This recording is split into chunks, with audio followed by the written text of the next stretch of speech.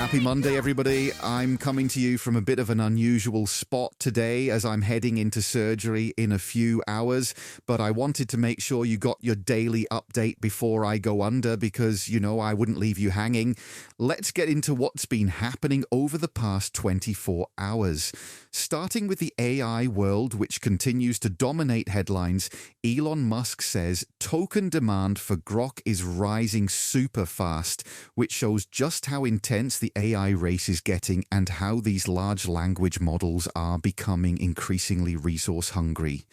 Meanwhile, Alibaba just introduced Qwen 3.827b and released the flagship Qwen 3.8 model weights. So the open source AI competition from China is getting more intense by the day.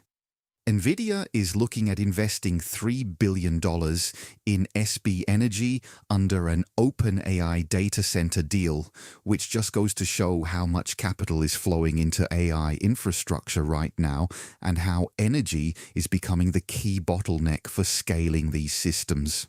Speaking of AI developments, OpenAI has reportedly shut down the team responsible for assessing whether its AI models could pose catastrophic risks, according to the Financial Times, which is definitely raising some eyebrows in the safety community. On the stock market side, the top 10 stocks in the S&P 500 this year are all beneficiaries of the AI infrastructure boom, which really tells you where the smart money has been flowing.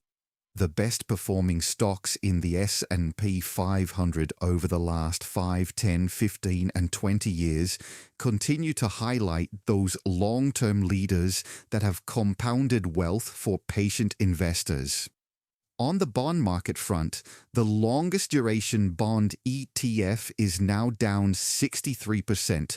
From its peak in March 2020, as the 30-year Treasury yield has risen from an all-time low of 0.8% to 5.3%, which is a pretty brutal stretch for bondholders. Looking at the fiscal picture in the first 10 months of the 2026 fiscal year, the U.S. federal government took in $4.5 trillion and spent $6.3 trillion, so that deficit keeps widening.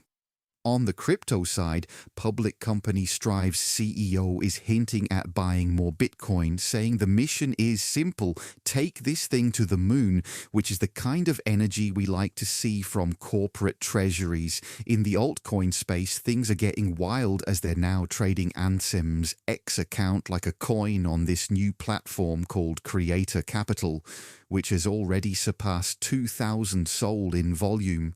And in true crypto fashion, someone who put $99.11 into a memecoin on FOMO is now up over $300,000 on paper, which is either incredibly inspiring or a sign we're deep in degen season, depending on how you look at it.